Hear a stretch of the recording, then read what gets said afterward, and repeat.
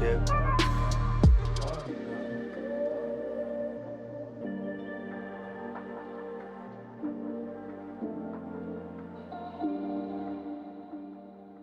Me and my bitch took a little trip down to the garden, took a little dip.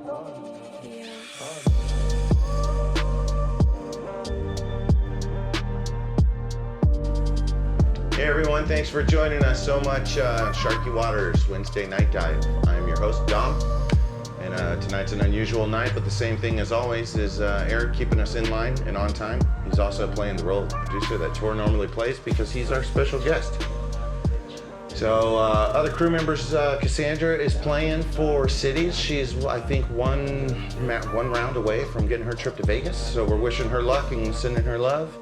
And Jacqueline is out on the sailboat Asylum, which is their final farewell voyage for the crew. So fair winds and following seas to those guys. It's like a record day of heat here in Washington. They said it hit 90 degrees. Did it get that hot? Felt like I think so. And so, you know, they're out there with the sun on them, make sure that Jacqueline's got a sun on her face and the wind in her sails. Tonight we're gonna do like a simple drill that Tor and I always do, except we're gonna make it a little bit more difficult, put the pocket reducers on there. While we do that, everybody in the chat rooms, because it's just us, we're gonna try and keep our best eye on the tablet over there. You can see Tor, he's already saying hi to folks. So if you have any questions, keep reaching out, do the same thing as every week. We'll do our best to kind of read them and go along as we do. We got our 30-minute open swim. I think I'll have Tor flip the timer, save Eric the trouble there, because he's all headphoned I want to do it. I'm doing it. All right, want to he's do it? doing it all. I'm definitely doing it. It's my, yeah. Oh, yeah. Got it. And then they're going to do the crew match because they're doing it all. That's going to be a good rematch. I know that you guys have played a couple times. There's a little bit of animosity on the crew match hill.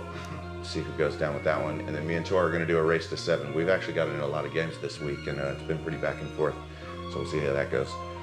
Thanks to the sponsors, Golden West Games, their help and their contribution into our break pot, which Tor will get a chance at. It's probably up to almost $200. What do we got?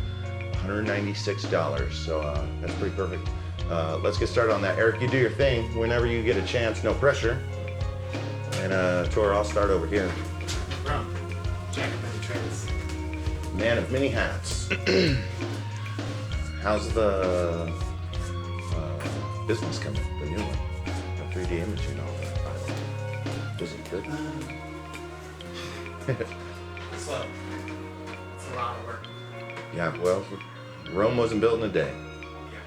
Okay, so we're just trying to pocket all 3 in a row. If you look at these balls up closely, the outside balls are slightly towards the pocket. That's going to give us a little bit more room to negotiate getting across here. You can pick either way, and then whichever way you go, you're going to have like one long one to get back to. Yeah. To get back to it. So focusing on alignment, focusing on my feet. Shout out to Paul Marquez. He had an interview on Savage Billiards live stream where he was talking about aiming, and once his feet are planted, that does all of the work. And it's been like real inspiring, and like how I'm aiming the ball is focusing on how my feet are aiming my body. So focusing on my aim, focusing on my footwork and my alignment. Got to get a little angulish. I'm gonna go for the 8 ball next.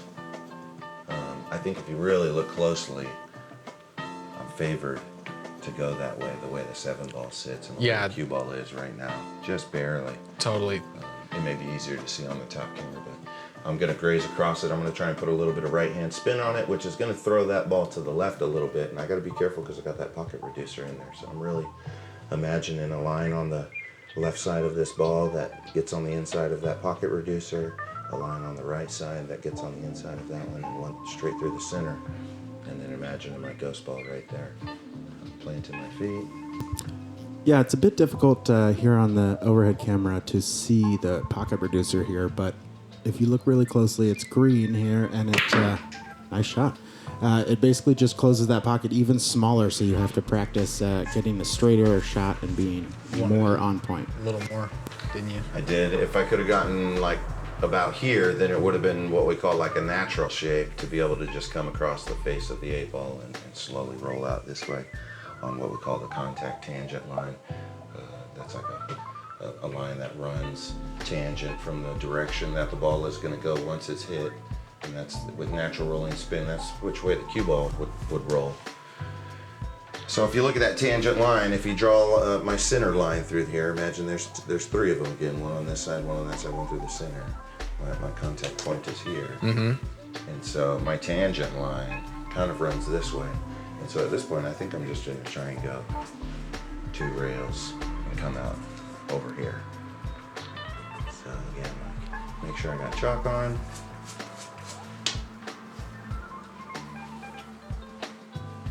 This one I really got to get some speed on it. A little bit of right hand English.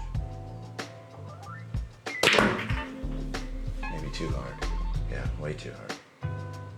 Oh, even way too hard.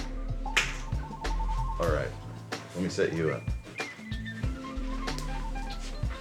This is the first drill you ever showed me, like 2 years ago, I think, when I first was like, maybe I'll try the pool thing. You're pretty good at that, and maybe you have some good advice.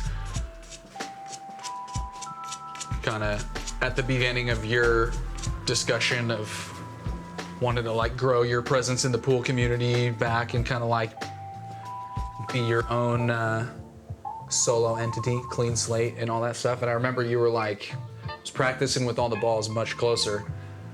Got pretty good the last couple times I was doing this drill without the pocket reducers. I feel like I was getting 50 to 60% of like getting all 3 balls. I like really started to understand the leave and the shape and how to shoot it and stuff. But I've never done this with the pocket reducer on. So it's gonna be tricky.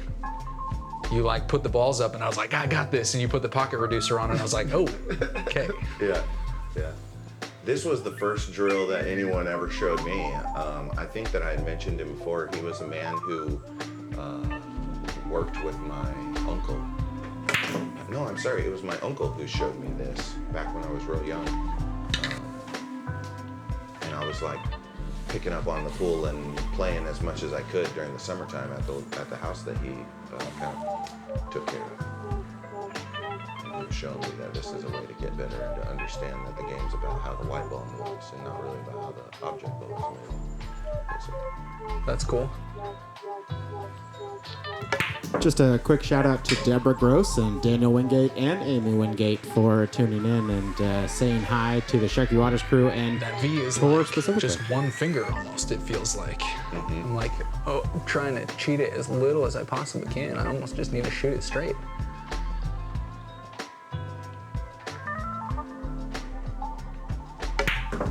Yeah, I was gonna say, if that's all you got, that's all you got. You know, you can still leave it there. You may be able to cut that. That's not impossible.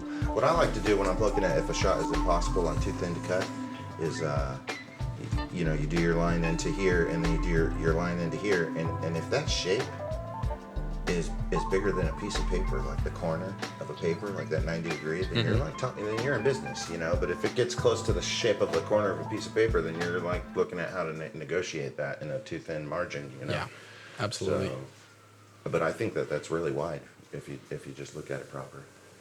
Don't get too discouraged, because you can do the same I was trying to do, 2 rails all the way around. Don't shoot it too hard. Missed it altogether. Try that one more time. Here or something.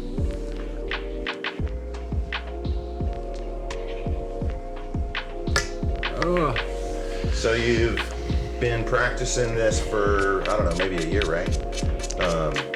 There's Cool. definitely, and you're, cool. And you're saying your improvement on this one particular drill, I don't know what you think your percentage was beforehand, but I'm thinking it's down to like 10, 20%. With the reducers on? Without them, when you first started playing and practicing. I see what you're saying. That's probably generous. Yeah, well, you know, we're talking about, that doesn't even matter. We're talking about the scale of growth in the meantime, and there's been a significant amount. There's also, for people who don't know, Tor is one of my very best friends and partners in a lot of fashions. We work out together in the mornings, several days a week. We help each other sort out business thoughts, personal thoughts, real good sounding board and friend. And I can attest for the growth that this guy's had is significant outside of the pool table, but in life and with his own professions. Do you feel like any of that's connected? I know you know that I think it is, but what's your take on it? On how pool is helping you outside of playing? Well, I think all that stuff is connected, and I think that's maybe like more a mirror of your mind. I think when you're having successes somewhere, if it's something within your control, you're probably having those successes in all of the things that are in your control. I would imagine. I just think about the time that it takes to like set up business opportunities and to like take shifts of like the kind of work that I do in the studio and touring. And a lot of that stuff is like connected to what you build. And I feel like when you are feeling up and feeling like energized and feeling success, it is like easier to build. So there's like some momentum behind that. And I know you know this, but I'm like, don't get this release in the music world, but I'm like a totally deeply competitive person when it comes to sports and stuff. And I'm not like a particularly like gifted basketball player, but when I like play basketball, I mean to whoop some ass, real talk. That guy's pretty humble. He was killing it this morning, and it's like a tough crowd that we play with sometimes. You know, we're all grown men, and we all have like other lives outside of the basketball there in the mornings, and we're all like genuinely trying to just get a good workout in, but it's like at the end of the day we're trying to get a good ego boost that starts our day off well. Totally. And man, you were killing it. Totally. We're all heated and a lot of animosity, and you like kept your calm. It's super classic and very characteristic of you to like keep your calm and just kind of let your game speak for itself in that way. It was cool to see on the basketball court. Just ain't got time to spend my energy fighting with anybody, man.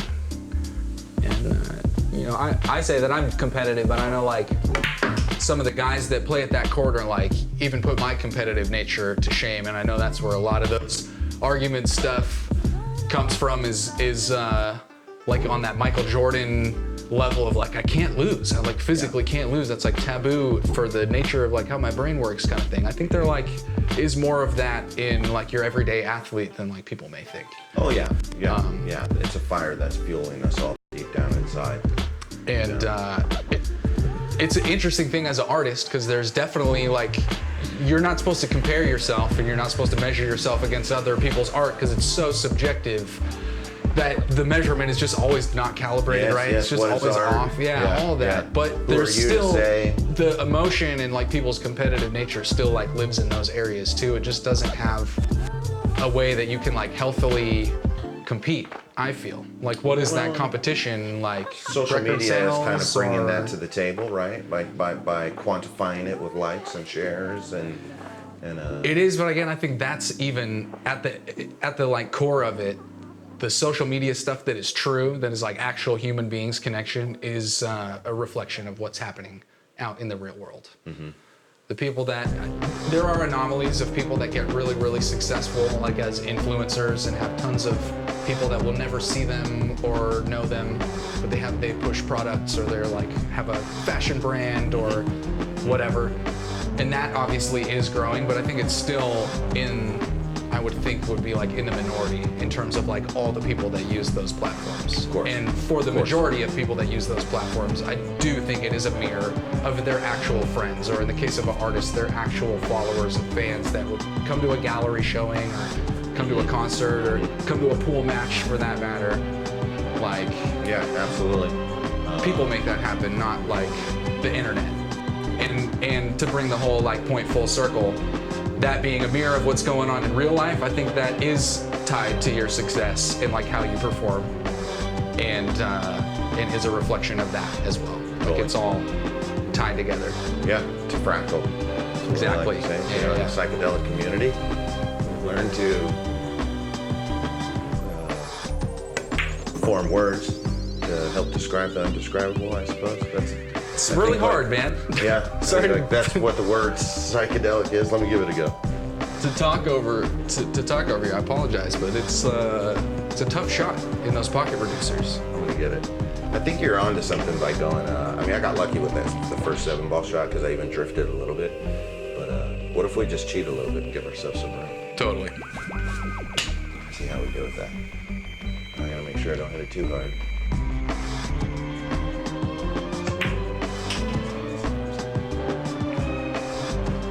See, now I got it.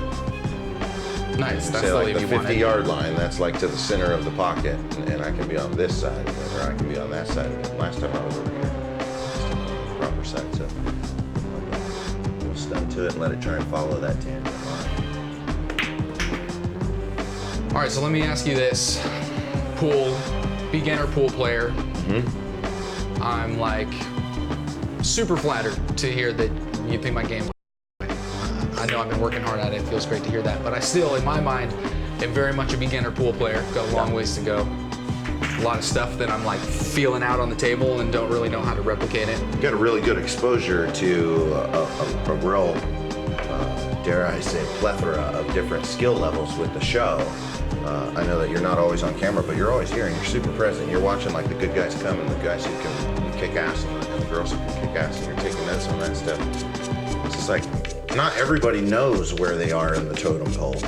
Sure. You know, and that alone is like an availability that you can use to help your skill level climb, because you got to know when to hold them and when to fold them, so to speak. I do not know the lyrics to the lyrics to those lyrics. Ooh, that was close. So what I want to know is, as someone who's like finding out about pool on the internet, or like seeing that people play that in bars, or maybe they have one at my YMCA or my high school or something like that. Totally. What's like to make sure that I get solid fundamentals at like the youngest age that I can? Like maybe it's my like kid or nephew or something like that, or one of my high school students, you know what I'm saying? Mm-hmm. Where's like a great resource or a great place to start to make sure that I'm getting sound? YouTube. Honestly, you know, there's a lot of videos. We're going to be putting out some content on that stuff with different guests and ourselves. But there's already people out there who are doing stuff, all the drills that we show and present, what must take them hours and hours to find the proper cuts for them to do them in one try. That information is out there. There's books out there. But really what you need is table time. You know, that's the big problem. I got so lucky with the Saved fin by the right fin there. It's big time. Thanks, buddy. Gorgeous shot. Yeah, now you just regain your composure. You know, you're almost out here.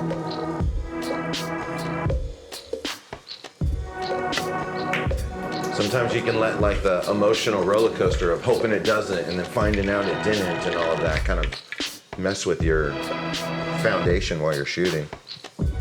Get a good reset.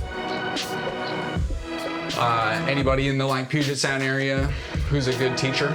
Like when Clyde's old enough to start taking lessons and he's like at the age he doesn't want to take them from dad no more. Yeah. Where are you gonna send him? Well, I'm real fortunate that Clyde's best friend is Logan Lewis, and for those who Sean's kid? Sean Lewis is Cassandra's son, and so Very cool. he's going to be exposed, and we've got a lot of pool kids in the pool family coming up. You know, David Ringler has, and Lindsay, they have a child. Both of those guys are qualified to do some instructing, but I certainly plan on leaning on Sean. I already kind of lean on him in ways with my own game, you know, and he's got a pool table that he used to play when he was our kid's age, and it's downstairs in the Clean Slate workshop that Nice. he's gonna like fully refurbish it. It's Recently opened, I just heard. Yeah, indeed. Shout out to the workload out there. Thanks for everybody's help. My understanding is you've got like a couple pool tables that are getting refurbed that are about to hit the market, like some pretty nice gear, right? Totally, we got some gold crowns. We're gonna make an announcement about one of them pretty soon. It's going to a location that's been like highly anticipating some more playing time for people in the community. And then I've got another 9-foot Connolly that's available, plays super well. It's pretty identical to this table, except it's got like a natural maple wood finish and a 9-foot version. So it's 4 inches wider on the playing field and 8 inches longer. Cool. Slightly bigger. Unfortunately, it would make the corner here by the Morphous painting and the corner here by the like guest table too tight of squeezes if we put a 9-footer in here. So we play with the Pro 8. But Cliff's got this one. This is like going to be our last. I think it's pretty cool and appropriate that you and me get our last little hurrah on playing this thing as the episode unfolds to it. that this thing's going to be taken down and delivered. Yeah, Cliff's the guy that bought it, right? Totally. Shout out to Cliff again. Yeah, I'm sure he's watching. He's turned into like quite the fan. He called me personally to tell me that he was like pretty addicted to the episodes. I wonder who his bet would be on the crew match. You know, you get people who start to know the characters. Get some side action going for people. Well, if I'll he's admit, watching- I was secretly hoping the crew match would be canceled because I know we're not going to have one on the finale, and I just fear that Eric is like playing super strong right now. Dude, you got it. You got And it. I got a lot of pool playing in me today. No, gotta keep You my got it. You endurance got up. it. We played this morning, and we both had a couple quick 9s that went down smooth. It was good. I'm talking about the morning routine. That's like a foundation of like what I think our noticeable growth is, and I really commend you and thank you for your help with that stuff, man. It's great to have a work partner and someone who can like inspire you to like show up. I know some days you're late, some days I'm late, and some days we're like both there, but most days we're both there, and it's nice to have some accountability, holding our own feet to the fire on our own goals, because we've got a lot of them. Oh, that one was too narrow. Totally, man. I think that stuff is super important that you have like accountability partner, but that it's like, yeah, take a crack at it. I'm gonna go this way because I went the other way last time and got out. So I'll try it my other. Like, not someone that you depend on, but I think someone that like you can kind of hold a mirror up to and learn from when you're kind of walking the same path. Be that with like gym stuff, fitness stuff, playing pool. There's certainly like I have a lot of that in my relationship with Jacqueline. She's like super crazy smart person, really, really compassionate person, and like just growing just tons as a person by seeing people that can play like this, or by spending time with a girlfriend who cares about people the way that she does. And there's just stuff that growth that like I think every person needs to find the right kind of like counterpart for what they're trying to accomplish.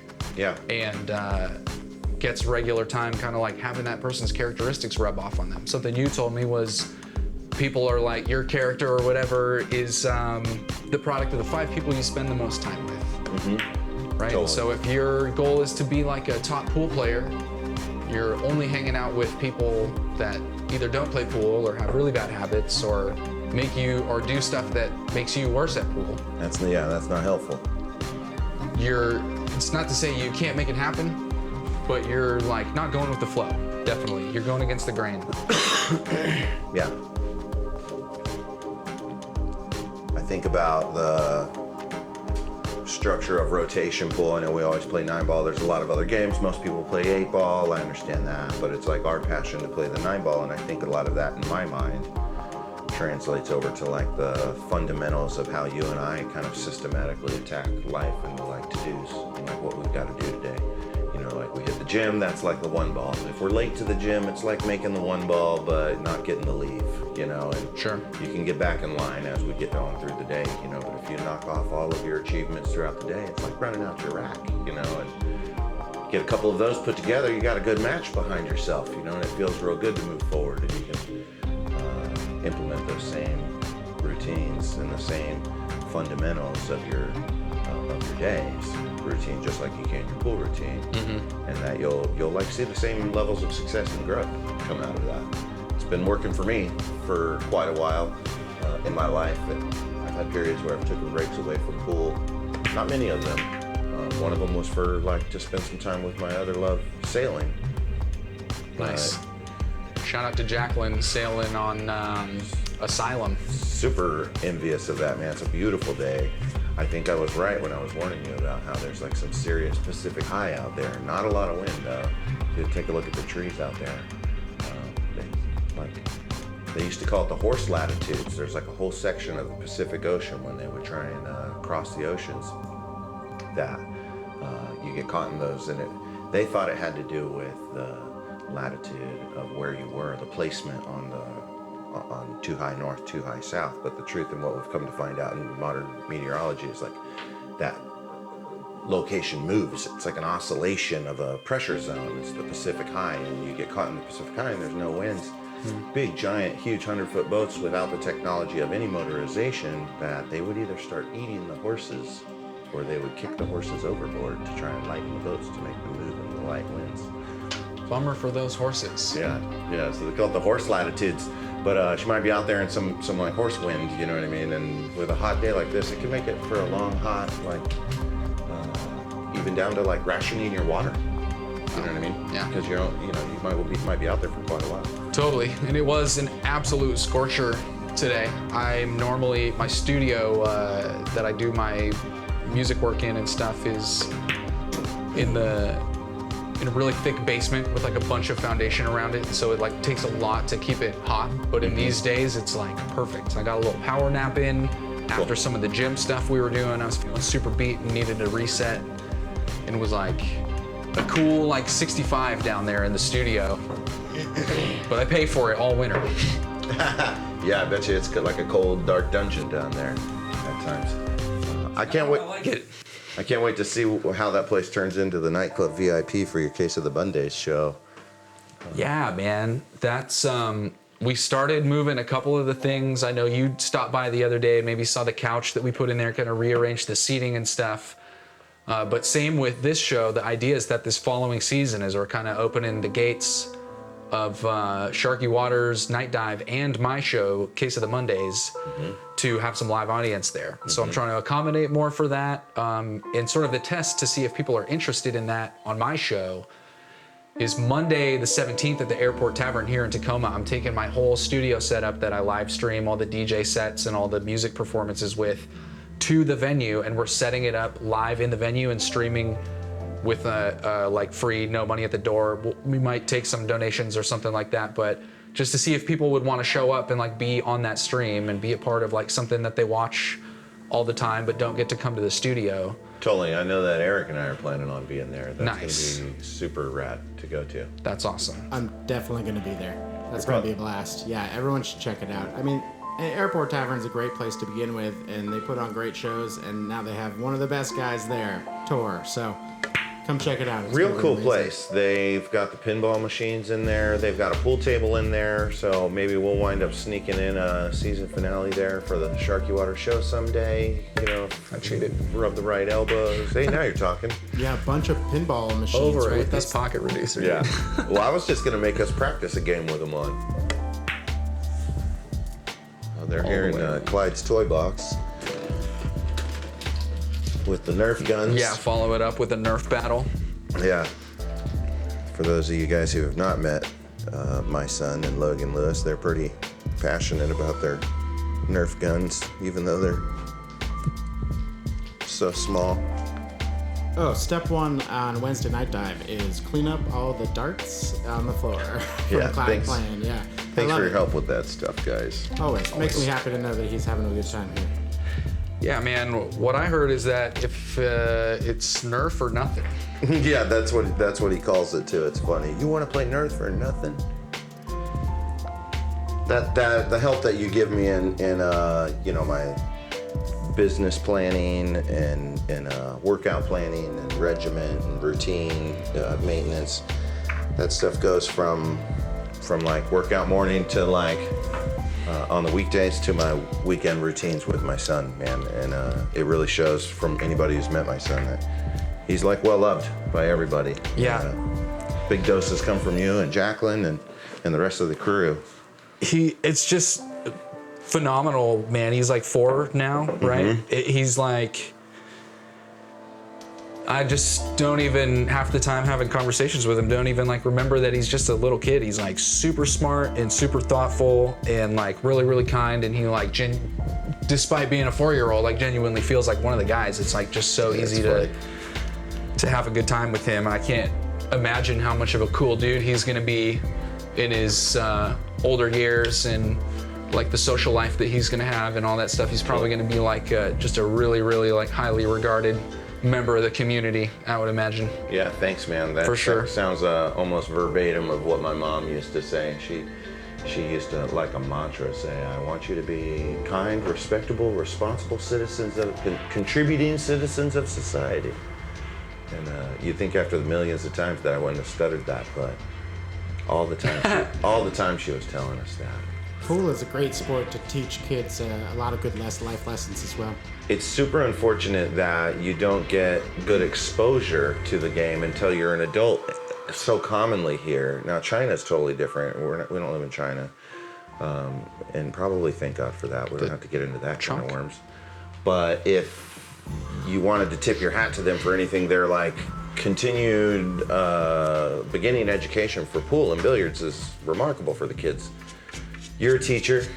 Tell the people who are watching about that stuff, and let me slide in there that I'm like, you guys in the pool community who are getting witness to like how I'm kind of lending towards superhuman powers and sharing that with the pool community. I'm like, bear with me, guys. I'm gonna like crack this code and get us like some pool tables in the Tacoma schools for like high school kids. Man, that's my goal for Clyde, is to get him playing, have him be like a captain of some kind of team. Totally. Going to whatever high school he goes to, and playing the other high school. Got to get like at least 2 teams going, so he's got someone to whoop on. Probably Logan's school, for all I know. They actually live really close together, and will probably be in the same schools for some time, I would imagine. But cool. Well, playfully say. So to answer your first question, I'm what's called an adjunct artist at the Tacoma School of the Arts. So they partner with a nonprofit, Elements of Education. Elements of Education raises money to get actual artists who are working in the field, working with accredited teachers, CTE, or people that have gone through their master's programs in education, to teach at a school that is a public school, like funded by the state, within the school district, all that kind of stuff. Their elective classes are like visual and performing arts based, and a huge amount of their faculty that teaches those are people like me that when we're not in the classroom are like on tour or own a photography studio or have a dance studio that their students show up to. And that becomes part-time work, so they're like doing like the Lord's work, in my opinion, like making sure that there is an ecosystem for artists that are working at a high level to thrive and like support a family, and also that their expertise that's being funded through their like actual work in the field comes back to the kids at a young enough age to where they can really have a leg up and understand the professional world before they're like actually out there at the theater trying to get gigs, or before they're at the audition trying to get a part in a movie, or et cetera, et cetera. Totally remarkable. And I know that you use your former students as like clients in some of the productions and music and work and videos that you do. Super remarkable work. It's always like a treat to hear you put it in your own words, because I can always, like, when we have such kind of a dynamic thing going with the show and with our growth together. It's like pretty noticeable by our surrounding friends and our family, and so there's always this like, well, my friend Tor who helps me, and I'm sure it's probably likewise in the other way around on your end. Oh yeah, it takes a village, you know what I'm saying? Totally. There's like yeah, I'm like, there's so much to it that I'm like literally losing my thoughts on which ways to grasp at it. When I'm trying to explain that stuff to people, there's a million different ways to say it, and obviously like from the horse's mouth is the best way to say it, or the best way to hear it. How did you get into that position? That's nuts. I'm a graduate of that high school. Right, yeah. Our longtime friend Nathan Ramos, his stage name is Cosmo. He and I met at that school. We both went there. He was a saxophone player at the time, concert sax player. I was a concert violinist. He is also a phenomenal chef and one of the founding members of like the original Clean Slate. It was the high school that we graduated from. At the time, they were taking sophomores only. They didn't have a freshman class. And graduated from there. Went on through like other avenues in my career, college and traveling through and touring through Europe. And now that I'm back in Tacoma, I like randomly reconnected with my old teacher, and they had an opening and I got the job teaching their digital music class. And now like every year that I've worked there, they've expanded my schedule, as like some other adjunct artists had other opportunities that prevented them from being able to keep the school job. I would pick up classes, and I'm now teaching a couple songwriting classes, introduction to songwriting, the digital music class. and I'm now a part of like how they're actually restructuring their music program starting this fall. And I love all that stuff, and the education stuff is going to be a huge part of like what I do moving forward. But like really my passion is making music and touring, performing my own music and DJing my own music. And I've got big stuff on the horizon for that, which you can hear all about at www.beatsbytor.com. That's my website. Hip hop beats, electronic music, I mix and master records in the recording studio for clients. And in fact, probably about 80% of the music that's on the playlist on this show is music that I made. Awesome. And thanks for that, man. It's really turned into like the theme song of the show. Dude, it looks like you're off the hook because the sand is falling, and so we can pull those things, let the crew match happen. Well, yeah, we'll keep it set. Yeah, luckily no pocket reducers today. It was good. It felt like good practice, even just putting them on, that I feel like I did my workout today. I don't have to. Yeah. Forearm workout with these things. Shout out, you can buy these things for $40 at Jesse's Billiards 911 in Federal Way. She's got these things like on the wall, ready to be Could you purchased. come up to the camera up here and put them up close so people can kind of get a good idea of what they look like? Yeah, they're just two little green rubber triangles and a spring action little gadget there that squeezes the pockets. You kind of squeeze it in. And some people cloth them. I haven't bothered with that because we don't really play with them very much. But you could throw some old Simonis cloth on there and that helps a little bit. I suppose my real reasoning why I don't do that is because the rubber is like a very different density than the rubber of the cushion. And so when you hit it, regardless of what kind of color or what felt texture is on there, it just like kind of donk dies. And so like, why bother? But yeah, those things, Billiards 911. All right, that concludes our open swim for the night. We're going to take a short little break here and get the table and us prepared for our crew match, which will be between Tor, producer here, and Eric, the clock doctor. It'll be a fun show tonight, so tune back in just a sec.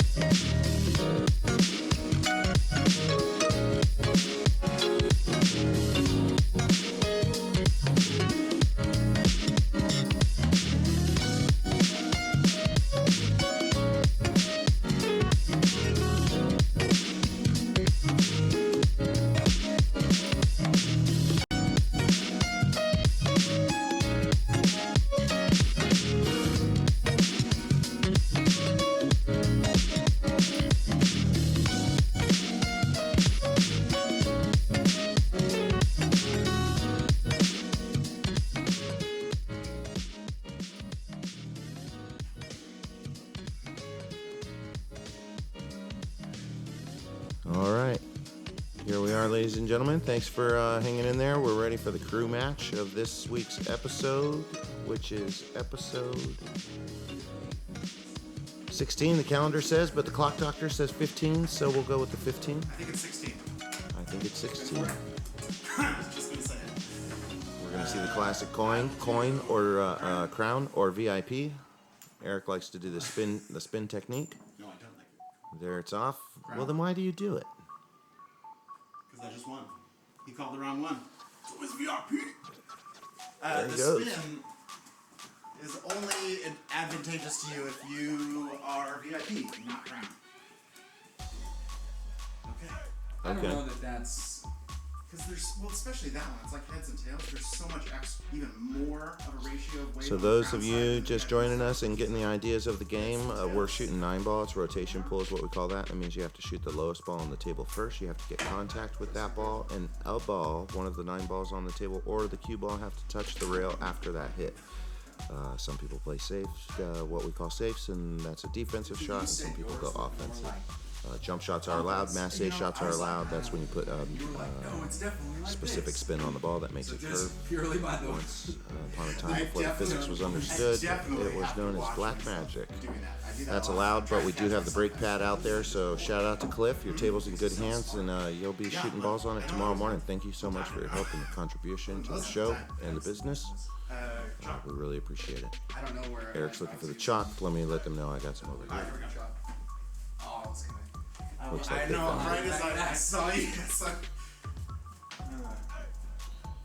Eric won the coin toss. He's going to give it a good snap from the left-hand side, which is pretty unusual around here. Most people go from the right. We'll see how it goes. Pow! right in the kisser.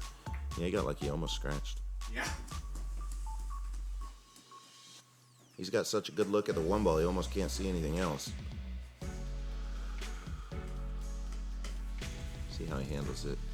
Looks like he did make a ball. He's got a pretty good layout. It's hard to see right now how close that 4 ball is to the fin and how, subsequently how hard that'll be to go in. But Tor's in a pretty good position to soft roll with the 1 ball and get a good look at it. The 3 ball's out there, so he's going to have to navigate that first. My bad.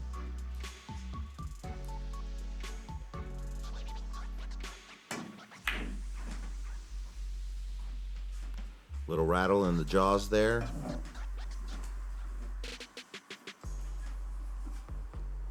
Cliff's going to have a great time improving his game with this table.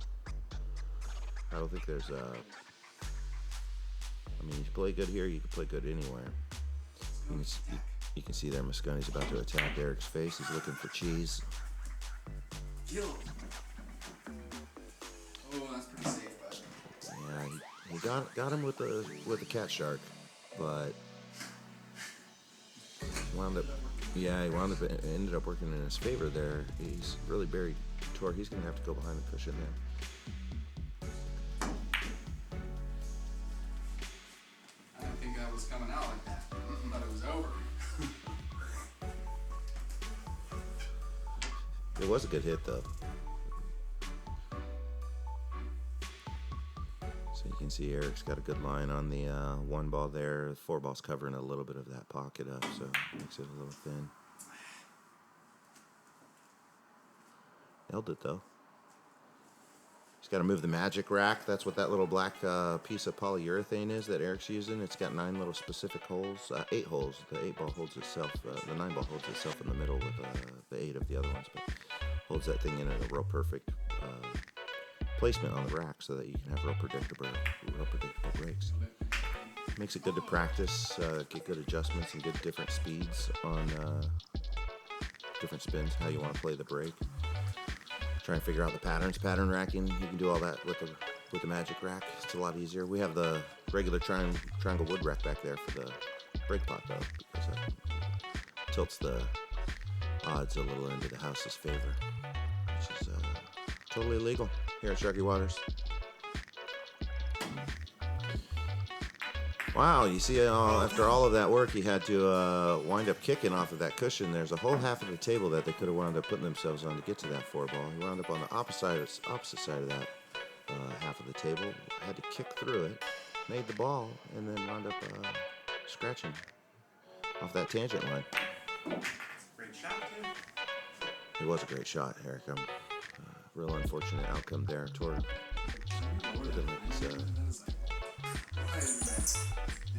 You can see the streak there of the water reflection there on the felt. Got the blinds coming down. Bad choice to leave it open. It did look cool. Tor and Eric are talking about the votes that were thrown before the show about whether we should leave the blinds up or leave them down. We are looking for a light. We're in the market for that. Everything's a matter of budget and ability. Get more movement. And unfortunately, after all that practice that Tor had on those straight shots into the side pocket, even without a reducer, he still didn't have the ability to get a better position on that 7. So why not take a swing at the cheese? A lot of the times when you try and go for the 9-ball like that, you can leave yourself with the 9-ball in the pocket. Tor luckily shot it stiff enough that it came out. He's going to leave Eric a pretty textbook run here, see how he handles it. I'd probably just go with like a little soft top right. Make sure that I hold the cue ball off the head rail by the logo there. And try not to come too close to the 8-ball. Pretty good angle, like I was thinking, but he wound up rattling the ball out. See how Tor does.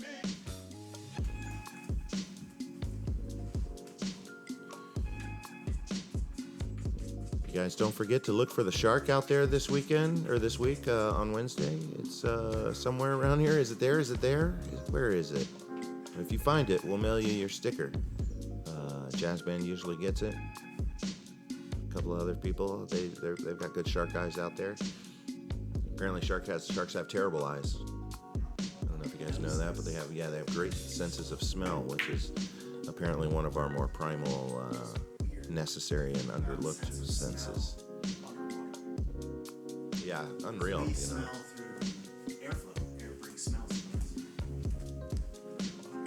You can see Eric. Sounds confident that time you were saying what you were saying. You can see Eric there. He's trying to talk himself into believing some random biological facts about marine biology that he's not actually certain are facts. We call that fronting sometimes, you know, perpetrating. Eric the Clock Doctor, the zoologist. Yeah, it leaves a good opportunity to Tor. I don't know if he'll be able to not take a swing at that. He could bank, could play safe and try and snug up against the 9, but Tor's pretty competitive. He's pretty aggressive. If I had to bet $1, anybody in the chat rooms got a Facebook pay? It's creeping. Running out of gas there, though. Let's see what happens here. Whoa, it's hanging.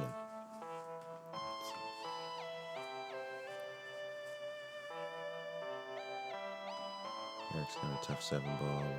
Gotta go. Soft is gonna be key here. That's real good. Same thing, soft is key. Should be able to shoot that 9-ball from anywhere unless he gets real ridiculous with that, with a hard swing. Ooh. Tough fins. Those pockets for everybody who has been curious over the season. Now that we're saying goodbye to this nice Connolly that we've all enjoyed, those pockets are 1 1/4, 4 1/4, the corners, and 4 1/2 on the sides. The sub rail has been extended and the rubber cushion is extended, and there's still a 1/4 inch face in there. A lot of people tighten up those pockets by putting 1/2s and even doubling down, like doubling two 1/4 piece faces onto the end of the pocket. But when you hit that winds up giving you a good 1/4 inch of rail that's not really rail. It's not rubber. It's not the same type of rubber, and so it plays different. And especially when you stack 2 of them on top of each other, you can kind of, the stretching of the tablecloth going around the bumper can create like little steps in between those 2 pieces of faces. And so to avoid all of that, we extended the sub rail, extended the rubber. Really makes those balls a lot livelier whenever they hit the tip of the fins. you're either going to hit the mid side of the pocket and it's going to drop in the hole, or you're going to hit the fins and it's going to rattle out. Just like Tor shot on that shot. Season 1, we've done some bank shot drills. Maybe that's what he's going to be thinking. I would. Might even two-way it. Give some love to the 9. Good shot. That's probably going to be a bit. Yeah. He is on the rail, though. But, you know, on the rail can be a small variable that you can navigate, and he sure did right there. Good shooting, Eric, and I think that's going to put you as Season 1's Crew of the Hill champion until Season 2. We're going to get you a belt. So, good job.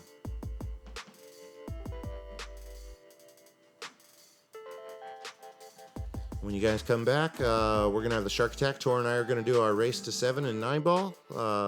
And don't forget, if you scratch with ball in hand, there's push-ups.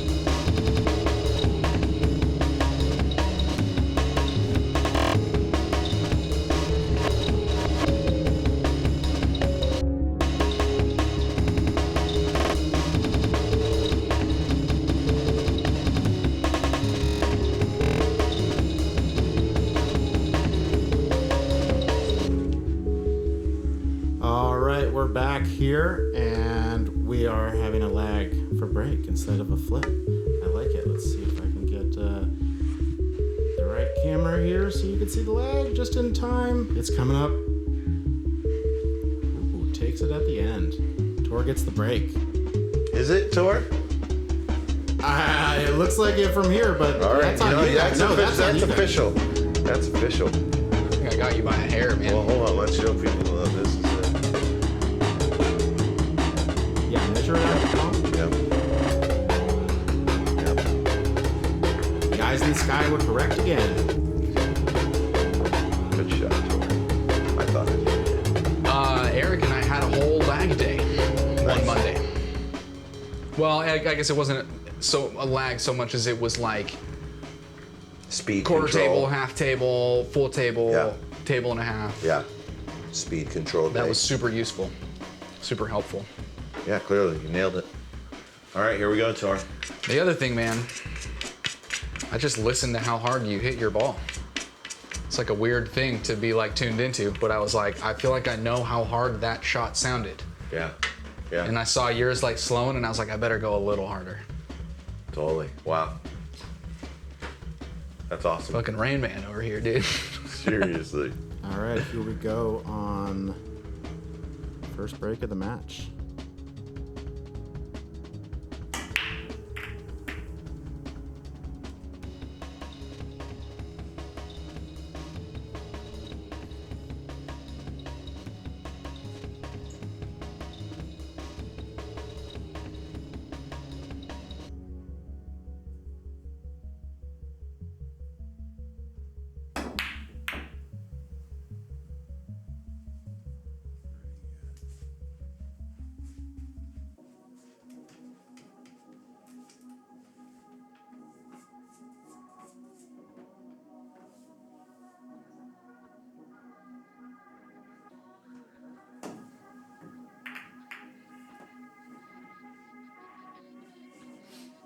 Tor made the 5 ball on the break, and they've been hitting around this 1 ball for a few times.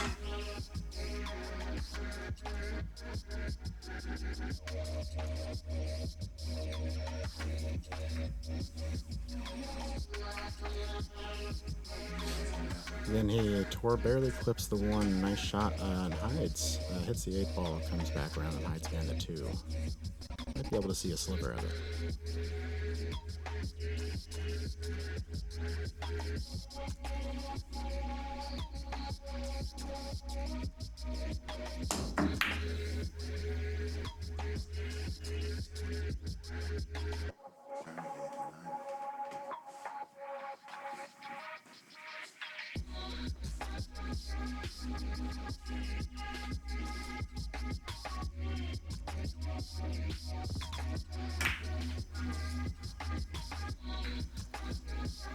Tor looked like he was going for a bank shot. A little bit softer, it could have hit and played it safe, but left it wide open for Dom here.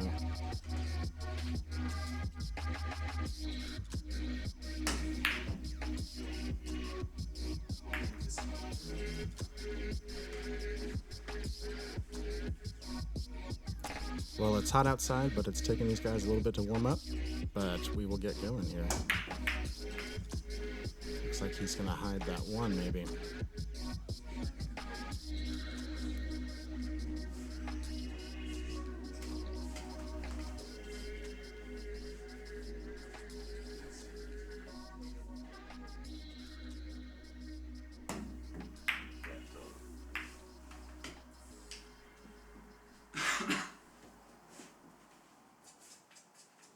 Dom missed the 1 there, giving Tor ball in hand. Let's see what he's going to do with it.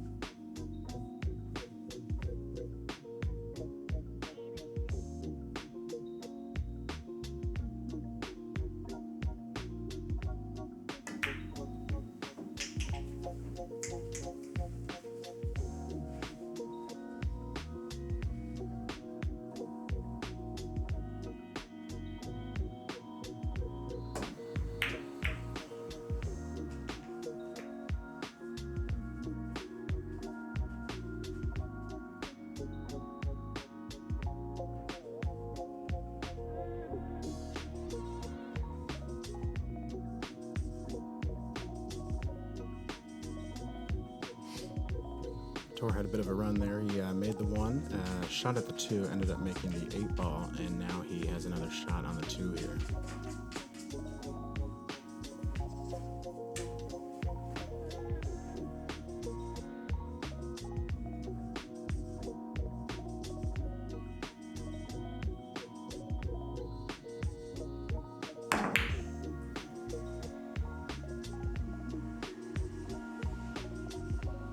Goes for a bank shot, just misses out, and it comes back around to the other side of the table, giving Dom a pretty straightforward, about 45-degree cut here, maybe a little bit more.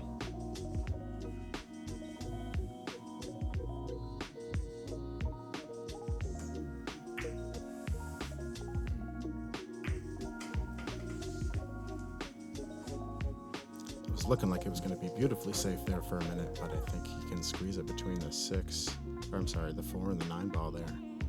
Not sure if he can make it or not, but he can definitely hit it. I don't know,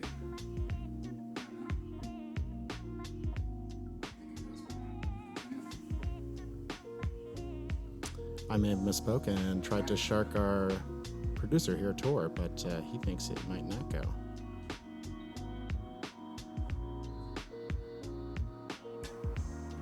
Barely. The eyes in the sky do not lie. Barely went through there, just squeaked about hair away from the 4. Got the 2, giving Dom a mess to deal with here.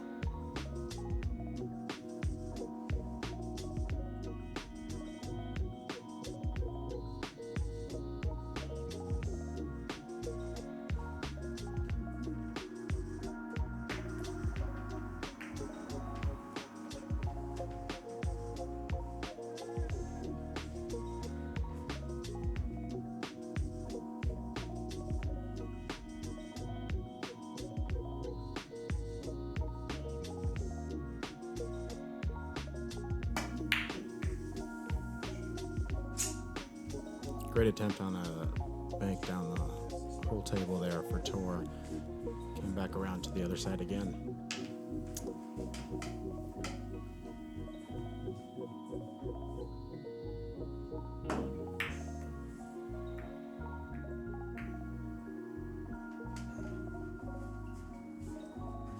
Dom keeps shooting for these safe shots and just barely caroming off something and giving Tor a line of sight.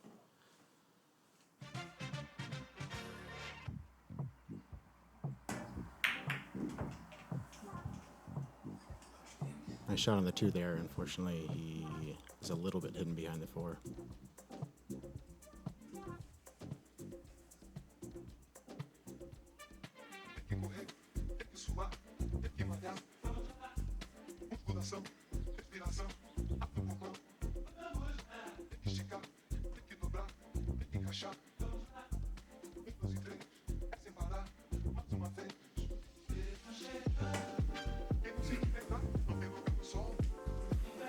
Went for a kick shot there and just barely missed the 3. Dom has ball in hand, and balls are pretty spread out, so let's see which line he feels like taking.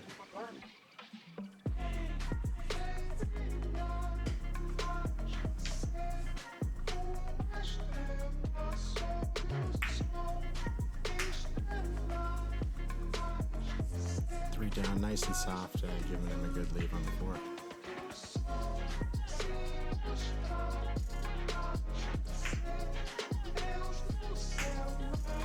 Beautiful cut on that 4. That wasn't an easy shot, and especially to hit it so soft like that.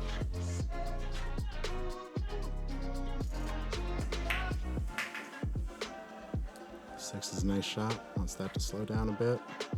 Still got a good look at 7.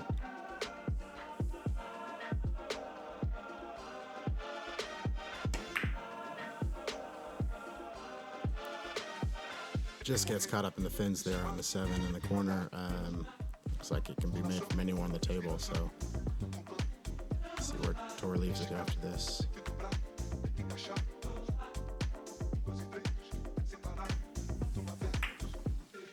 Shots like that where the ball is way tied up in the pocket like that, it's all about speed and trying to figure out exactly where you're going to leave that shot for the 9 ball. I mean, it's a game breaker there, so.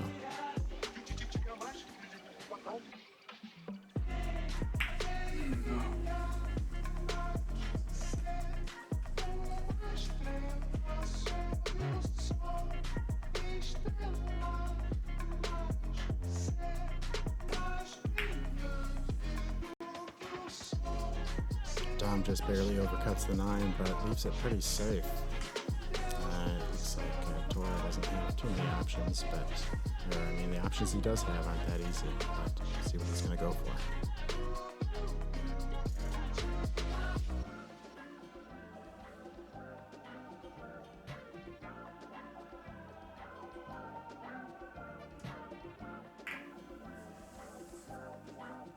Opts for a safe shot there, and they executed it very well, leaving Dom an even tougher little shot.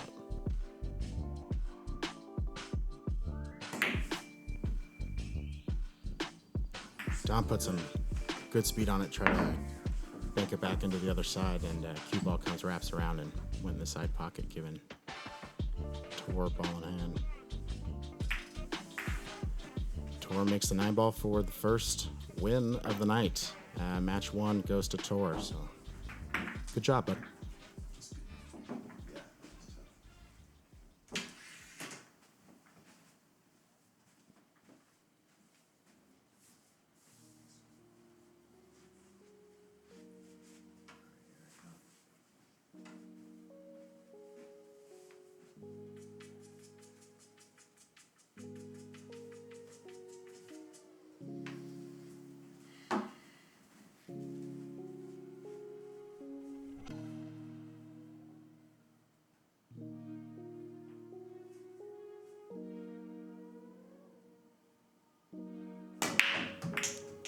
Tor comes in for his second break of the night and makes a nice one there. Good shot on the 2, makes the 1-ball and the 8-ball.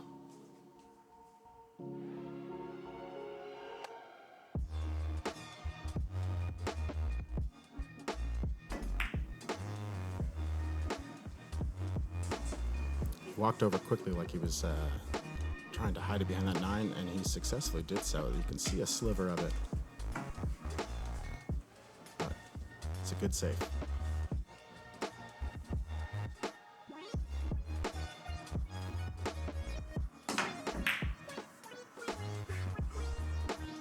Ooh, he'd kicked off and comboed that 2-9. That 9 was going right in the side or in the corner there for a second. We all thought just rattled out, leaving Tor a very tough shot here.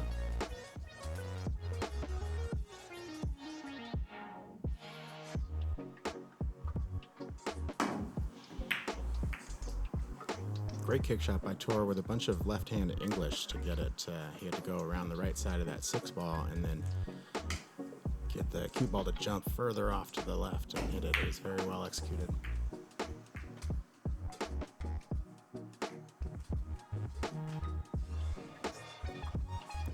Looks like Dom might have played safe and hidden Tor behind those 2 balls in the middle.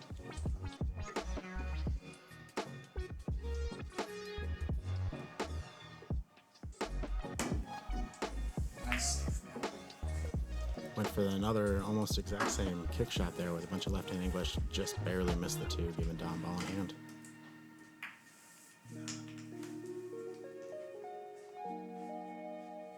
Two ball down, nice leave on the 3.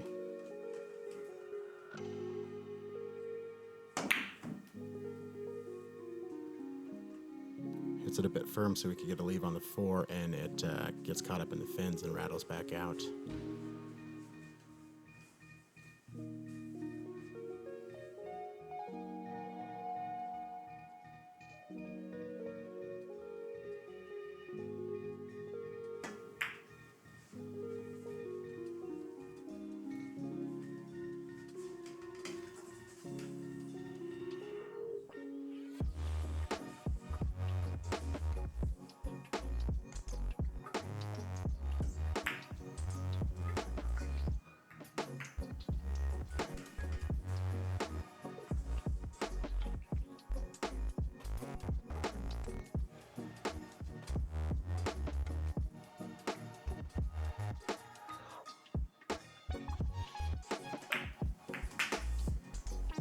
Three balls have been playing phone tag for a while. We finally got it to call home and go on the side with a good shot on the 4. Coming up next.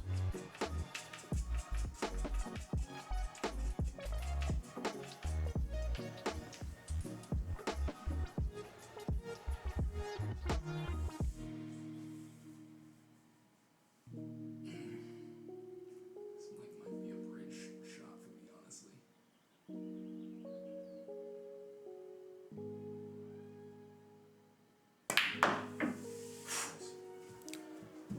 Good shot there right before he hit that. He mentioned this is probably a bridge shot for me, but decided to shoot it anyways.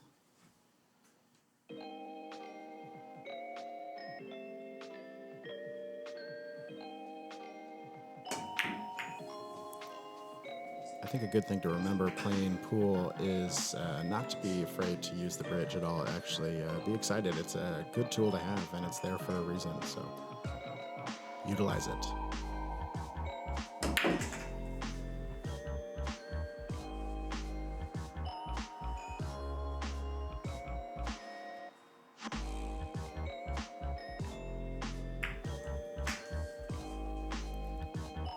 S1 of 6, flirting with the side there. Hit the fin and popped out, giving him a good leave on the 7.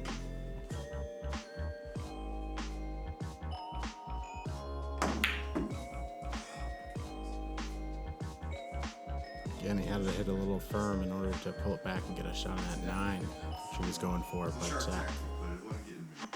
those fins are tough to deal with. Some tight pockets out there. So I come back to bite me in the fin, but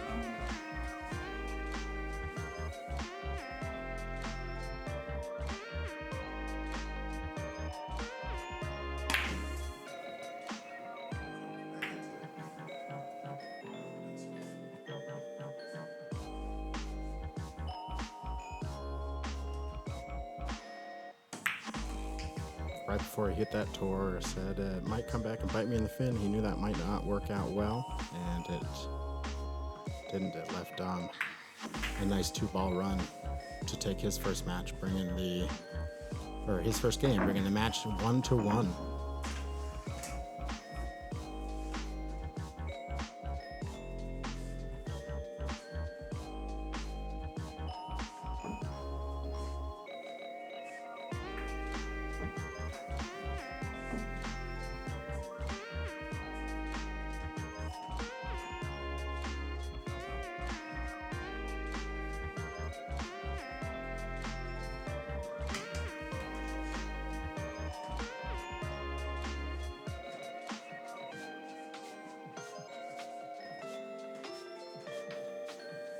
Here comes Dom for his first break of the match. He's actually breaking with a cue that he won off of Jay Bernberg a few episodes ago. And the funny thing about it is Tor has a matching cue, and they both have sequential serial numbers, one after the other, and they came from 2 different places and ended up in the Sharky Waters home. So they started together and ended up together. It's a beautiful thing. It's crazy that actually happened.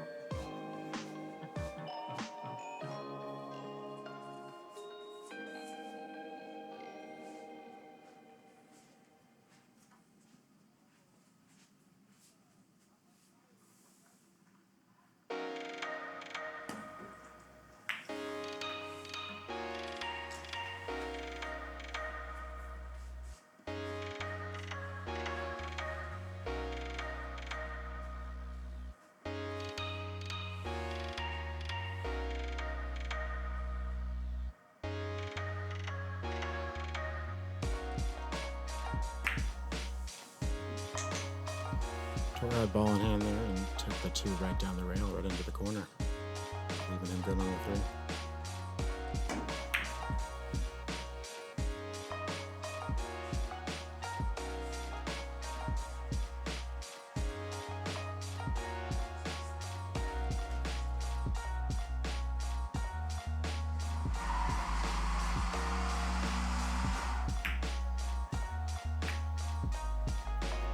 I thought maybe Dom could get it through between those 2, but it looks like wasn't enough room. Hit it there, but leaves Tor quite safe. This is a difficult shot.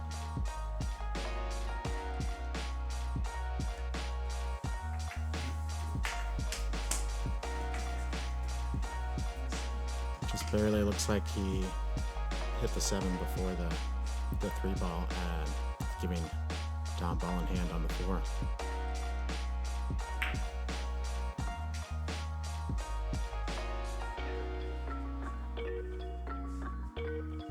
Dom sinks the 4 in the side pocket, leaving a great shot on the 7. Trying to bring it back up to give a good leave on the 8.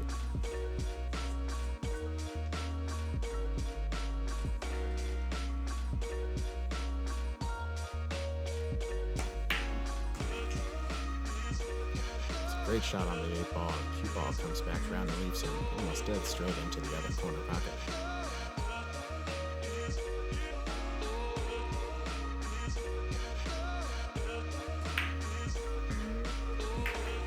Great run to finish out that third game there, giving Dom 2-1 lead in the match.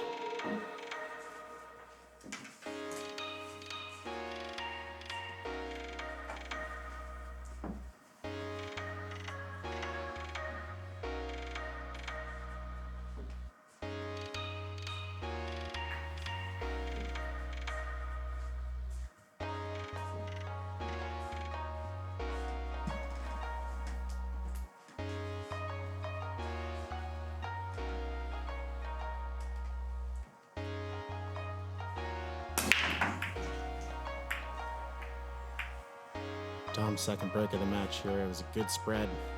Fortunately, that 9 just snuggles up right between the 1 and the cue ball there. Looks like I think he made the 6 ball, looks like, went down on the break.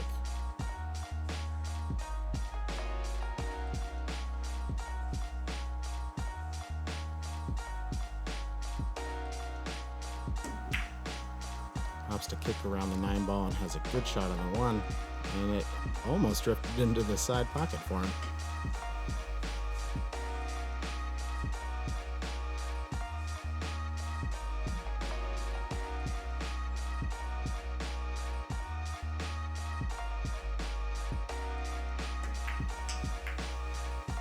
Beautiful cut on the 1. Kicks around, leaving him a good shot on the 2, actually.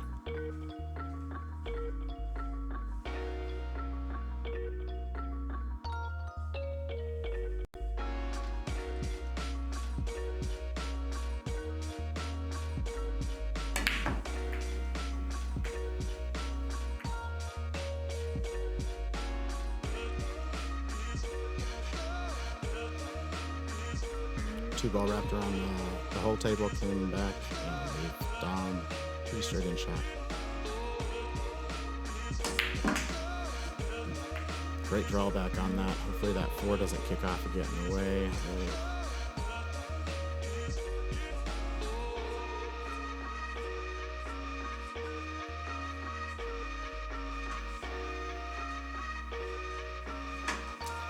Dom just broke out the jump cue, so it'll be the first jump shot of the night.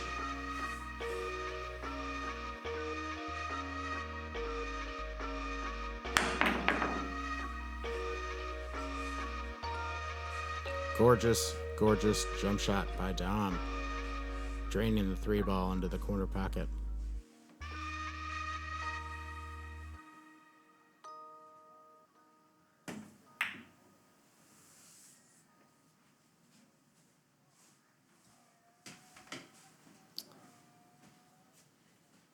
Tried to bank it off that head rail and come back around to the other corner.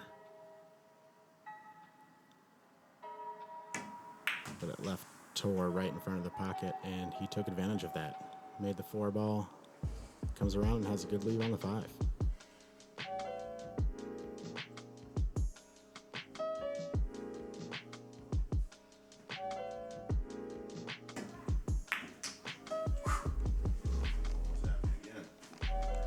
Almost followed that 5 ball into the side pocket, but got lucky and hit the fins and came back out.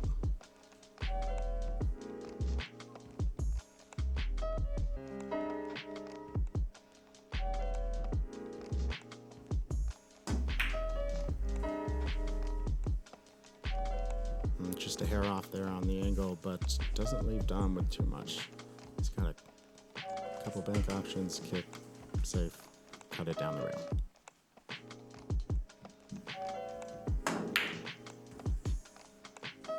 Goes for the bank in the side. And almost hides behind the 9 ball, but it's right up there on the rail, so it's quite a long shot there.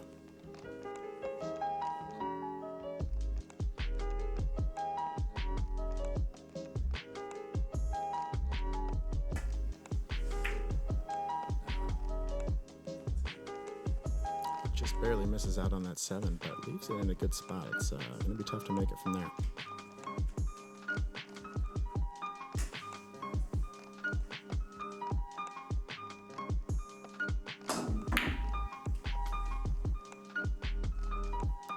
beautiful kick. Make good contact to bring that back almost exactly where it was a minute ago. That could be a good drill right there. Although this leaves Tor a few options. We know how he likes to make that 9-ball move around.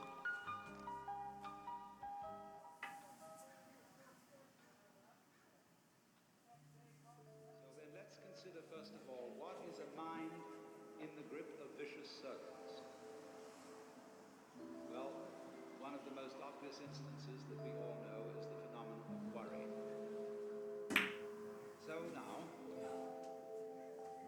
can you allow your Smart choice by Tor to just go for the shot down into the corner and not get that 9-ball involved. But just misses it.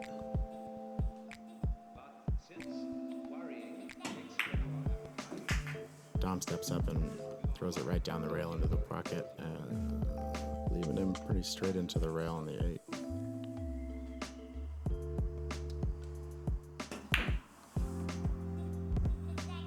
Great effort on that bank shot there. Those bank shots with the object ball, meaning the cue ball, and then the object ball is the one you're hitting. When they're tied up on the rail like that, it's very tough to get those bank shots.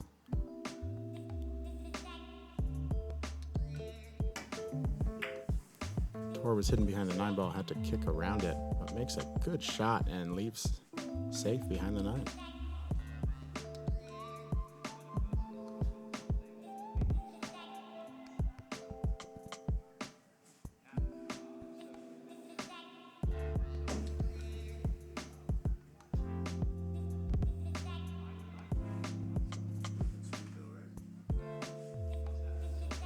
Looks like he was trying to wrap it around 3 rails, or 5 rails actually, and get that hit on the 8, but just missed.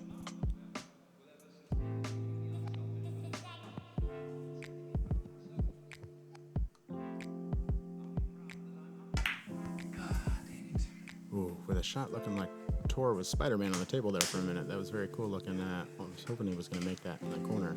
Just barely off. Dom takes advantage of that and throws the 8-ball in the top corner and has a decent leave on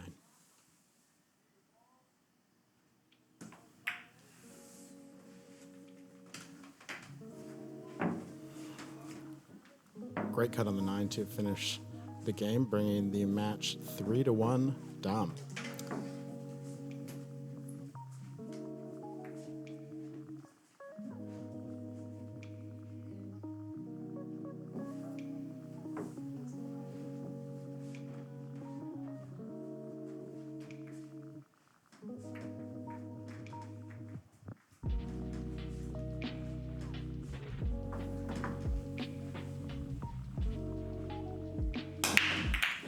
Dom's third break of the night.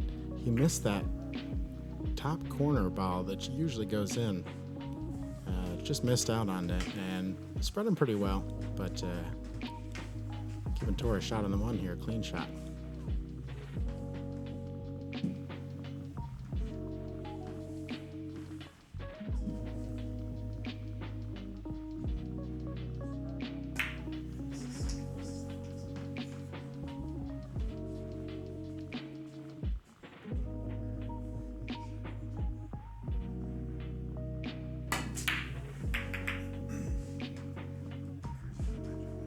Tor made the 1 there,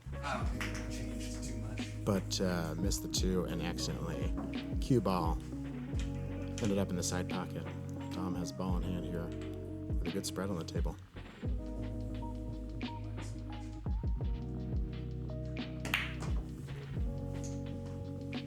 Makes easy work of that 2.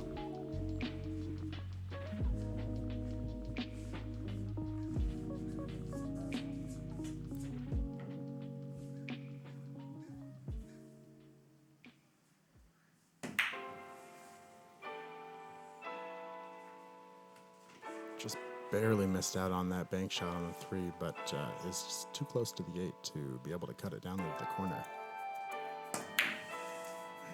Makes good contact getting that 3 running around the table, and it might end up drifting into this side pocket. There we go, giving Tor has a good look on the 4 after this.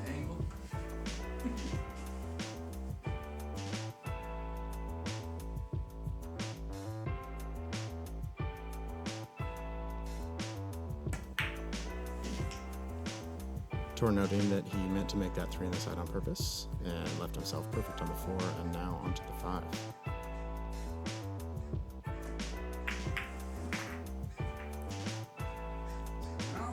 Almost didn't make it on that 5, but comes in good and leave on the 6.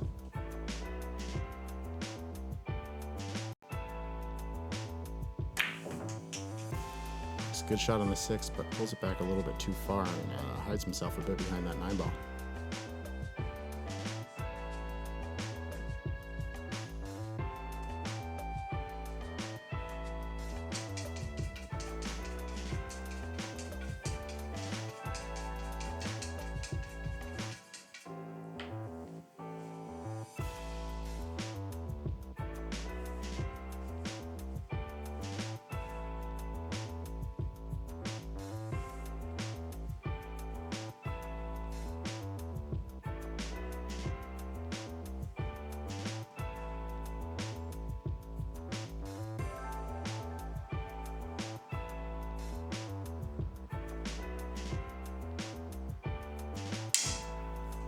Tor attempts a jump shot there, but just barely missed cues and giving Dom ball in hand.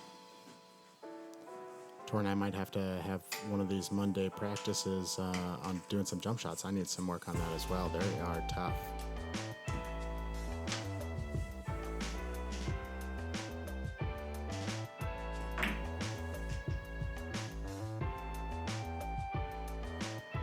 No problem on that 7 ball.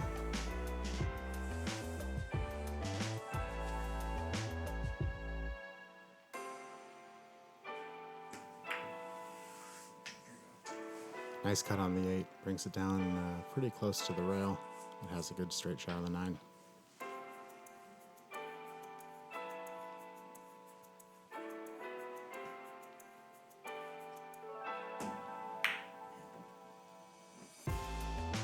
A little bit off on that angle there, and it just comes off the rail, leaving Tor a pretty straightforward little shot here, but it's all the way down the table.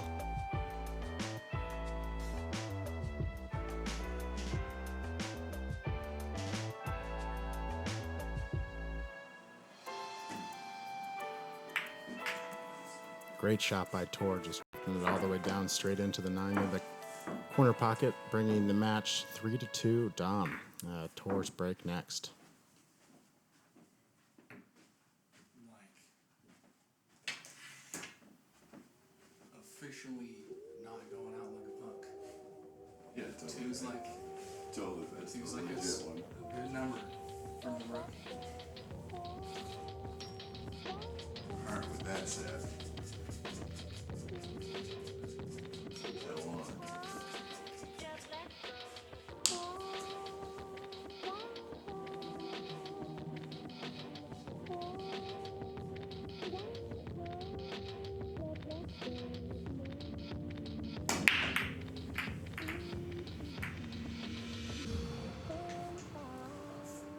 Tor makes one solid on the break. Unfortunately, it's the white one. Cue ball goes down, and Dom has ball in hand here.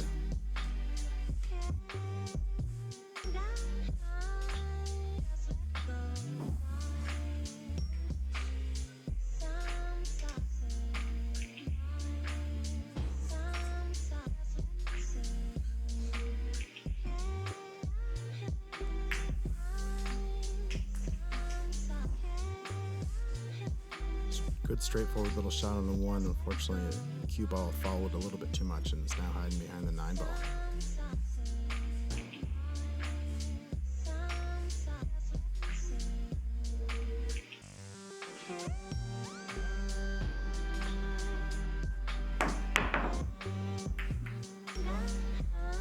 I wish I had changed camera angles right before that shot. That was gorgeous. He hit off the rail and it popped up over the 9 ball, came back, banked off, and hit good contact on the 2.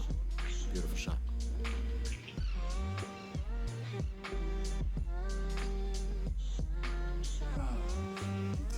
Tor accidentally hit the cue ball a little bit when his pre-shot routine there. So unfortunately, yeah, you have to be careful out there not to do that.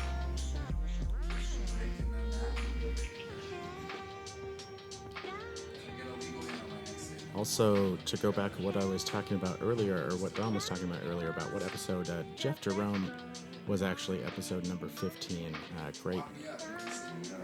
Great guest last week, and we had a blast with him. He taught us a whole bunch and played some great pool. That would make this episode 16 with Tor. Beautiful safe shot by Dom there, just snuggling it up to the 9 ball. There's not much you can do here.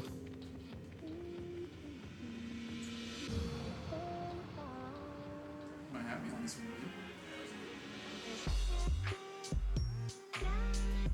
That was probably the safe of the night so far. I know we talk about it a lot on Sharky Waters, but I believe the player that plays more safes throughout the match is usually the one that ends up winning the match. Safes are a very important part of the game defensively. That's huge, way more important than you think.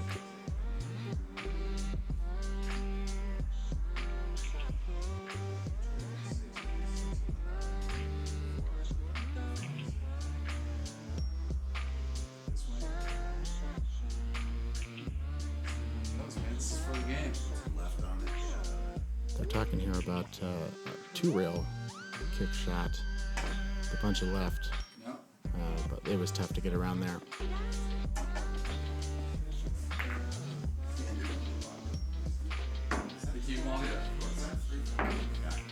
Oh, I believe that was our first official 3 foul of Wednesday Night Dive history. Definitely, definitely not. Yeah, so. And I'm pretty sure one other person. Well, apparently I don't pay attention to Sharky Waters as often as I should. This is looks like, yeah, there's a lot going on behind the scenes. This is the third, I believe, 3 foul rule that has come into effect. So, Tor fouled twice.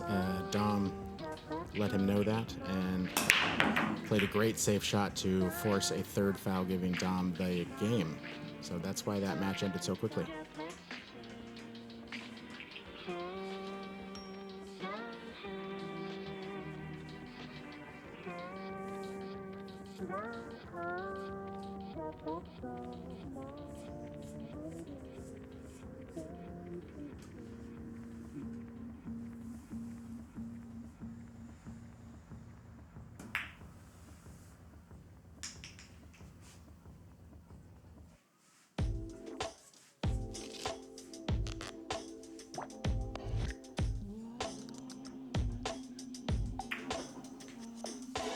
Has a nice, good run here on the 1 and the 2, and has a good look on the 3 coming up next.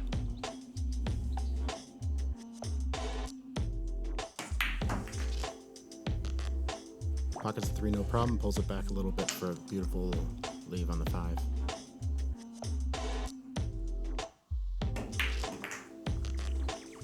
Makes easy work of that 5, and just a stun shot there is all you needed, to a little stop shot to get a good lead for that 7 in the side pocket. Or in the corner too, there's different options.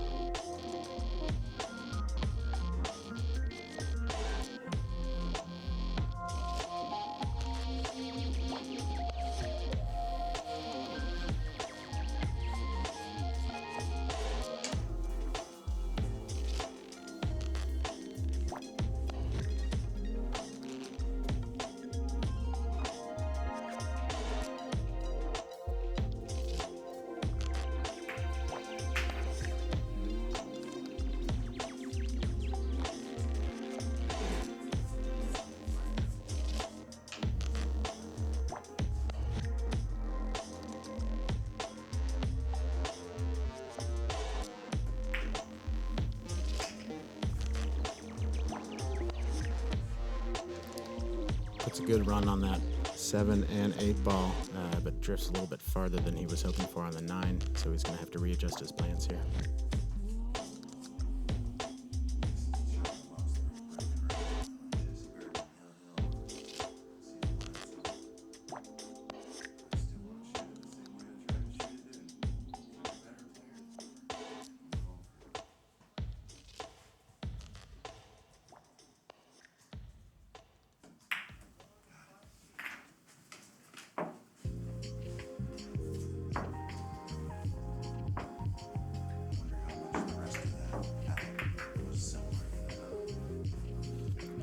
Dom puts that 9 in, no problem, bringing the match now 5-2 in Dom's favor.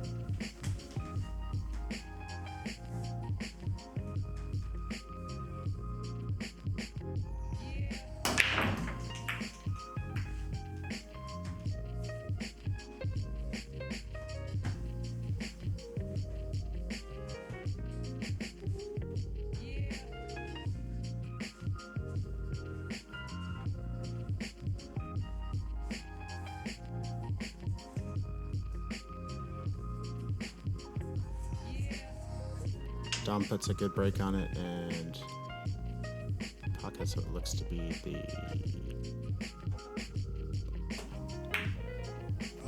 6 ball? Oh, I didn't see the 1 there. Okay, nothing got down.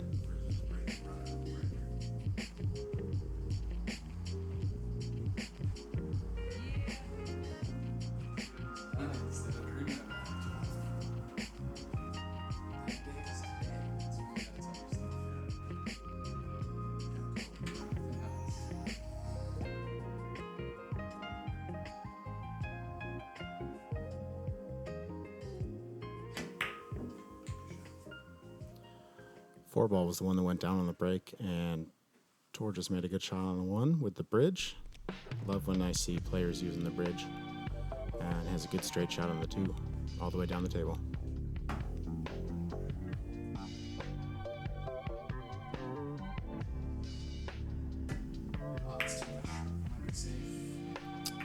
He jumped up as soon as he hit that. He knew he mishit it a bit, and looks like he got quite fortunate to not leave Dom a shot. Oh, I take that back. Dom had a nice combo there on the 7.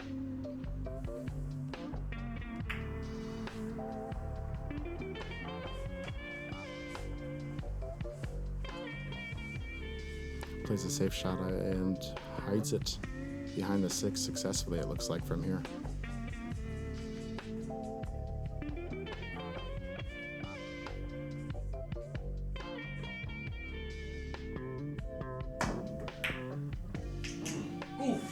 Gorgeous kick shot there by Tor, making the 2 ball in the intended corner pocket and then almost putting the cue ball into the side, but rattles out, giving him a good leave.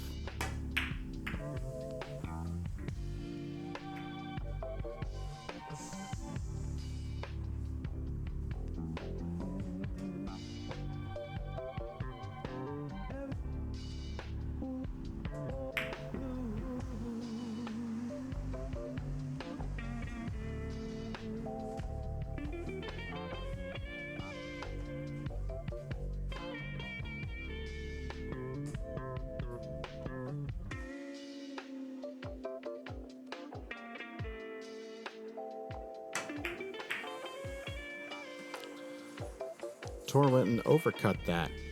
Didn't think that that was going to happen. Just a little bit too much, but leaves Dom not much to work with.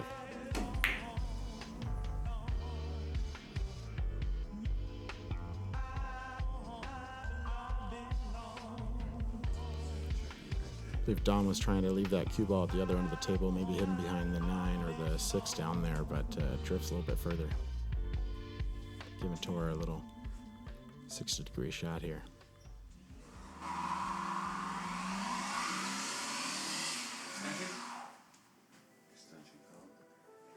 Extension has been called due to someone being super cool and spinning their tires and hurting their car and annoying the neighbors and getting rubber on the roads and putting smoke in the air.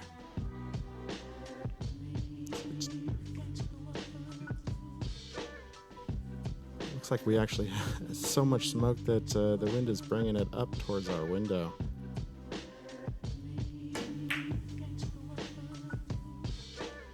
There we go. Switch to Cam May for you. You can see above the Right where Tor's head is now is moving. All that is smoke from that car peeling out. Not sure why people do that. They think it's cool.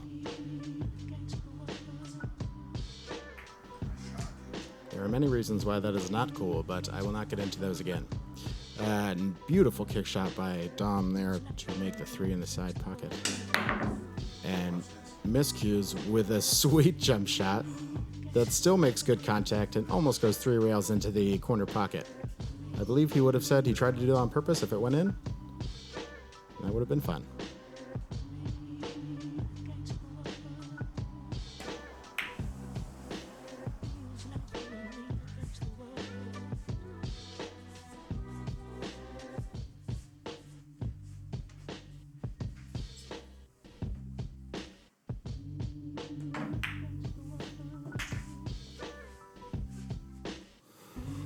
Dom drops the 5 ball, leaving a good shot on the 6.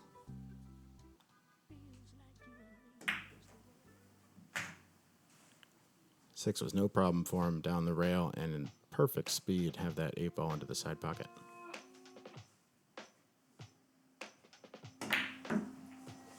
No problem on that 8. I think he hit it a little bit more firm than he was wanted, but still has shot here. No problem.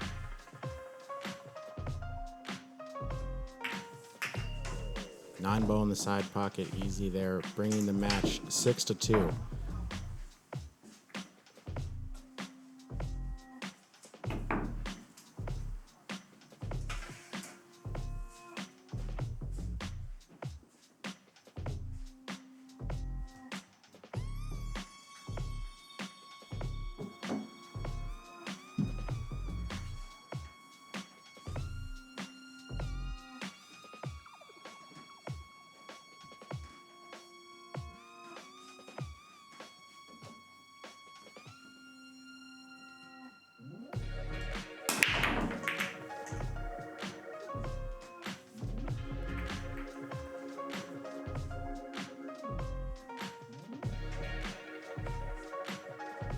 Puts a good hit on that and pockets the 7 in his normal corner pocket.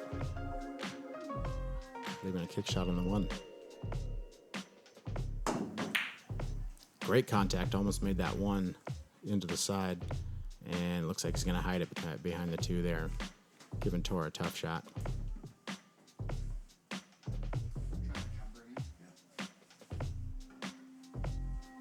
Tor's opting to go for a jump shot. See if he can calibrate from last time. I think he figured out what he did, and he's going to zero in here and make good contact.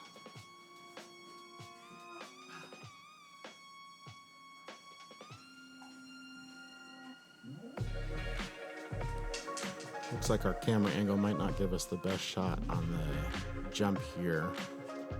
So I might switch over to the table shot so you can still see it.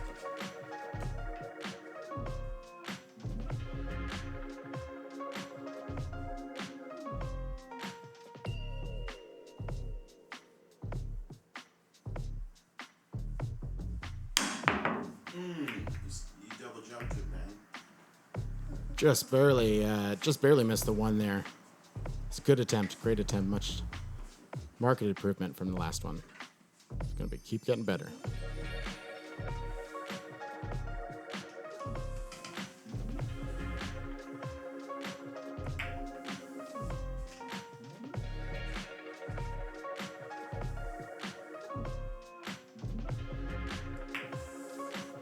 Takes the 1 and 2 down with grace, leaving a good shot on the 3.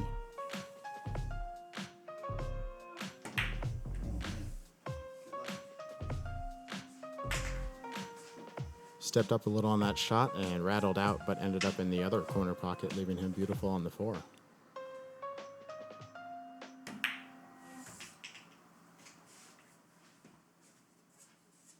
Easy work of that 4. Puts it off the rail to go for 5 down in the corner.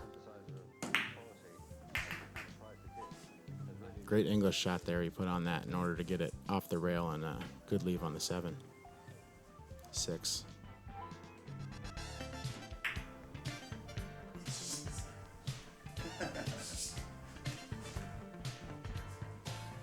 might have sharked him there with the missed call and then laughing in the background.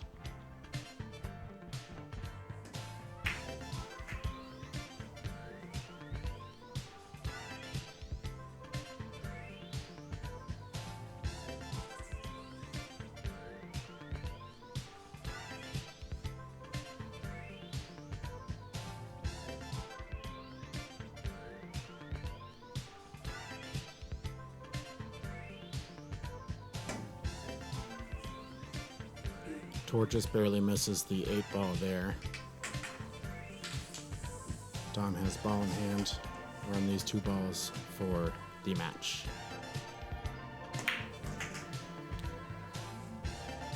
Makes the 8 ball no problem. Pulls it back kind of right between the 2 pockets, but still has a shot.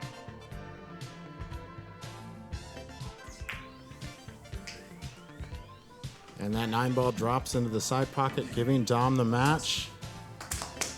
Congratulations, they played a great game. We're going to take a short break. No, actually, we're going to jump right into the break pot here. So Tor brought 20. Break pot is $10 each. I believe there's a nug in there you can make change with if you need. I know all of us here at Sharky Waters would appreciate you getting that. That stays with the house. Yes, that is the 10% that stays. I love it. All right, here. Sure. Eric, you gonna do that? I am going to let Dom rack up the break pot tonight because I'm going to explain to you exactly how it works. So we put $10 in. It is sponsored by Golden West Games here in Tacoma. They're a great store, pool tables, games, shuffleboard, everything. Go check them out. You put $10 in, and you try to run down to the 9 ball, whether you make it with a combo or make it on the break or run down 1, 2, 3, 4, 5, 6, 7, 8, 9, all the way down.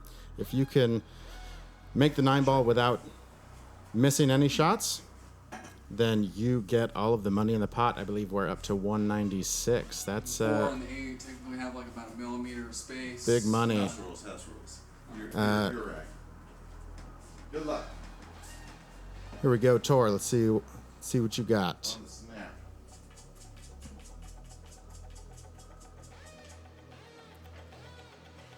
Chalking up with confidence, stepping up to the table.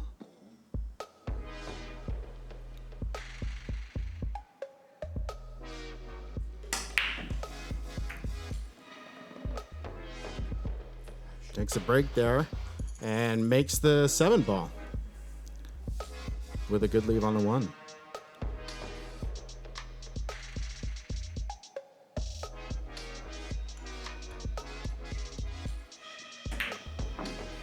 Ooh, just barely fins out of that 1 and leaves the break pot with Sharky Waters for now. If you want your chance to win that break pot, you're going to have to get on the show here. All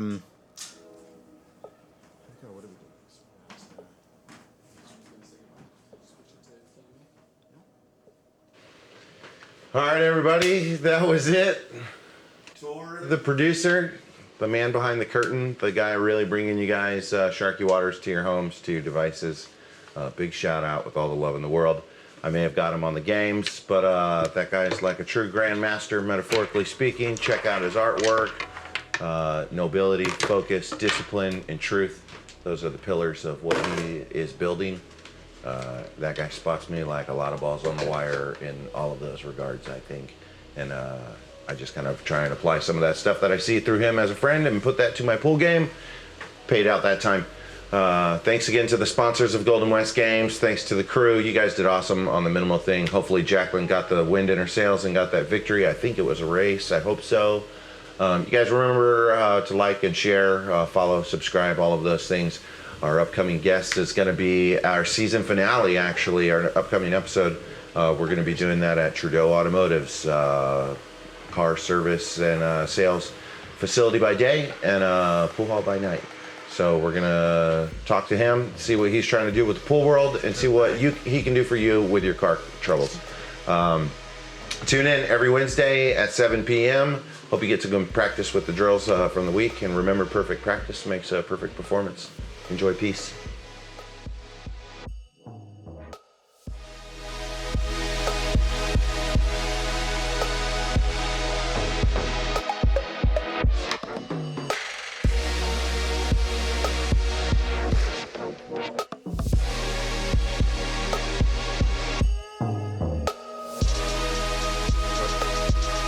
One last thing, everybody. Don't forget, we're going to be taking a small break for the season finale. After that, it's going to be a big event. Tune into the Sharky Waters page so that you can find out how you can be a participant and involve yourself. I think we're going to get some action, get some tournaments going. You guys as fans and viewers are invited. We'll get you in on the plan. You'll meet the crew in person.